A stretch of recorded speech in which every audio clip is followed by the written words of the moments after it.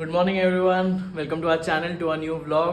আজকে হচ্ছে 19th মে আর আমি অফিসের জন্য রেডি, বেরোবো, খেয়ে দিয়ে ব্রেকফাস্ট করে বেরোবো। আর মা আজকে বানিয়েছে sprouts chaat. Good morning everyone. এই সকাল হয়ে গেছে, এই চায়ের কাপ নিয়ে বসে পড়েছি।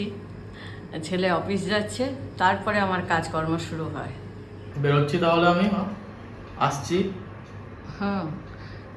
আসছি বাবা। দুগ্গা দুগ্গা অংশায়রাম গিয়ে পৌঁছে ফোন করিস। ঠিক আছে, আমি কল করে দেবো, এটা নিয়ে চলে যাবে কন্টেনার, এমটি কন্টেনারগুলো দিয়ে দিও। দুগ্গা দুগ্গা অংশায়রাম। Bye bye.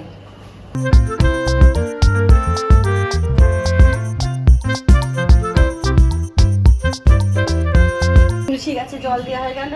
আর এই গাছটা দেখাই, এই গাছটা একদম ছোট ছিল, একটু বড় হচ্ছে, একটু বড় হয়ে যাচ্ছে।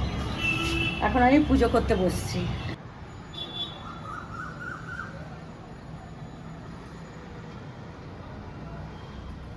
কালকে লাউ দিয়ে ডাল করেছিলাম না, সেই লাউ অনেকখানি ছিল, তো আজকে সেটা তরকারি করব আমার স্টাইলে।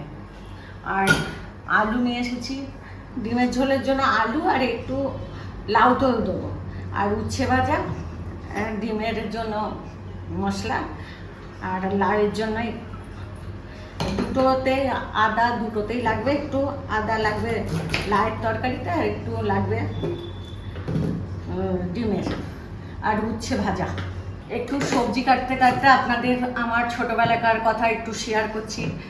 আমার ছোটোবেলা খুব গ্রামেই হয়েছে, আজ থেকে 34 বছর আগেকার কথা বলছি। শক্তিগড় তখন গ্রামেই ছিল, তো শক্তিগড়েই পড়াশোনা করেছি, বড় হয়েছি, পড়াশোনা করেছি সব কিছু। তারপরে আমার বিয়ে হয়েছে একদম অপোজিট, বোম্বেতে, বিয়ের পরে বোম্বেতে চলে গেছি। শ্বশুরবাড়ি কলকাতায়, কিন্তু বোম্বে, হিন্দি বলতে পারতাম না, একদম অজানা শহর।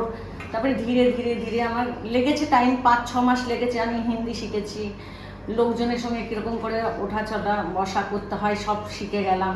তারপরে ওখানে আমার বড় ছেলে হয়। তারপরে আমি গুজরাটে 30 বছর আছি। গুজরাটে মানে অনেকটা সেট হয়ে গেছি আমি, প্রচুর।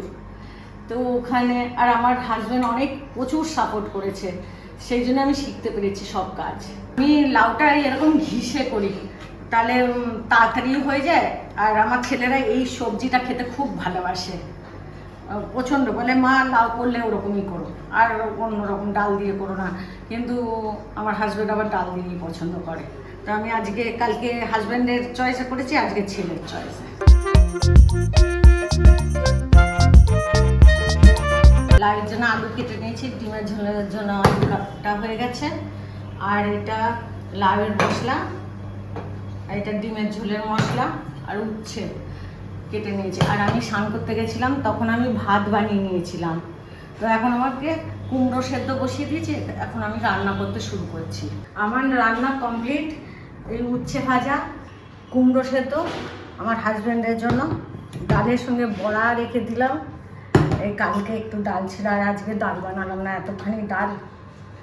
আর এটা হলো লাউয়ের ঘন্ট আমার স্টাইলে। এর মধ্যে চিংড়ি মাছ দিয়ে যদি করেন আরও টেস্টি হয়ে যাবে। চিংড়ি মাছ, কালো চানা দিয়ে বানাবেন, খুব ভালো লাগবে। আর এটা নিউট্রালা দিয়ে আলু দিয়ে ডিমের ঝোল। রান্না কমপ্লিট। এবারে স্নান আমার তো হয়ে গেছে, এর স্নান হলে খাওয়া দিয়ে দেবো। আর স্নান করে বেরিয়ে এসেছে, এবারে খেতে বসছি। অনেক কিছু রান্না হয়ে গেছে, বিকালের জন্যও রেখে দেবো। মা আজকে দুপুরে বেশ ভালো রান্না হয়েছিল। হ্যাঁ, মানে লাউয়ের তরকারি, দুধির আলটিমেট হয়েছিল। তারপরে এগ কারি, বাট সব থেকে ফার্স্ট নাম্বারে তো ওটাই। মানে মিষ্টিও ছিল, সাথে একটু কাঁচাপান ঝাল ওসব ছিল, মজা এসে গেছিল খেতে। বুঝজনে তো বানাই, তোদের ওটা ভালো লাগে বলে। তোর আর সুপ্রীতের দুজনেরই ভালো লাগে, তোর জন্য তো ওটাই বানাই। আর হ্যাঁ, ঘুম হয়ে গেল। এবারে হাঁটতে যাবো, রেডি হয়ে। পাক্কা তো? হ্যাঁ, উপরে যাবো ছাদে। হ্যাঁ, দেখি চলো। হ্যাঁ, যাবো রেডি হয়ে যাব। একটু ব্রেক নিয়েছি কাজ থেকে, আর এখন মায়ের সাথে ওয়াকে যাব পরে। তো ওয়াকিং হয়ে যায় একটু, আর রিফ্রেশমেন্টও হয়ে যায়। লাইক কন্টিনিউয়াসলি কাজ করা যায় না, তো রিফ্রেশমেন্ট দরকার পড়ে, সো দ্যাট নতুন কাজ या ওই কাজে যদি ফেসে আছো তো it will help you a lot. মা আজকে বলছিলে কিছু শিখেছো নতুন জিনিস? আমি দিদির থেকে বেলের শরবত শিখেছি, সেটা আজকে ট্রাই করছি। আমার বন্ধু বেল দিয়েছিল, সেই বেলটা শরবত বানাবো আজকে। আচ্ছা, বড় মা ব্লগে দেখলো দিয়েছে? হ্যাঁ দিয়েছে, বললো বেল দিয়েছে, তুই এরকম করে বেলের শরবতটা বানা, দেখবি খুব টেস্টি লাগবে। তো আমি বানাতে যাচ্ছি তাহলে এখন। আমিও ফার্স্ট টাইম ট্রাই করবো। হ্যাঁ, তুই খাসনি, আমি খেয়েছি ছোটবেলায়, তুই খাসনি।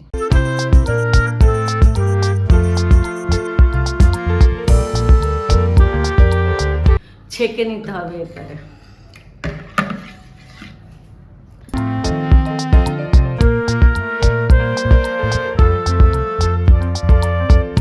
চার চামচ দই দিলাম, আর তাতে চিনি 4 চামচ, আর একটু 1 চিমটি নুন দিয়ে এটাকে মিক্সিতে ফেটিয়ে নেব। কেমন লাগলো মা? খুব ভালো।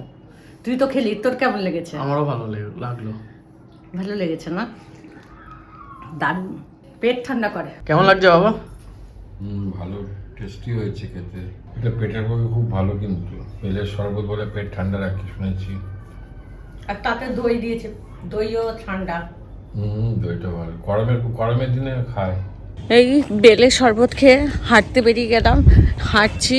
এখন যদি হেঁটে নিই তাহলে 1 ঘন্টা 15-20 মিনিট হাঁটবো, তারপরে আমি নিচে যাব, একটু রেস্ট করে চা বানাবো, তাহলে ততক্ষণে আধা ঘন্টা 1 ঘন্টা হয়েই যাবে। আর মেঘলা হয়েছে, খুব হাওয়া চলছে। তো এখন ওই ছাদেই হাঁটছি, বাইরে যাচ্ছি না, বাইরে গেলে ভিজে যাব, এই জন্য ছাদেই ওয়াকিং করছি। দেখুন কি ক্লাউডি, গ্রুম গ্রুম আওয়াজ হচ্ছে, কি বাপ রে বাপ, খুব আওয়াজ হচ্ছে। ঠান্ডা আছে, উপরটা হাওয়া চলছে, তো ভাল লাগছে। ঘরে এসির মধ্যে ছিলাম, তো বাইরে এসে একটু ওয়াকিং করছি, তো ভাল লাগছে। মেঘ করেছে খুব, তুই তো এখন এলি, তার আগে করে লাইটিং হচ্ছিল। আর উপরে এসে কেমন লাগছে ওয়াকিং এ? ঠান্ডা আছে, ঠান্ডা হচ্ছে, আমার তাও লাইট গরম জ্বলছে লাগে। এখন, উঠছে কবলে।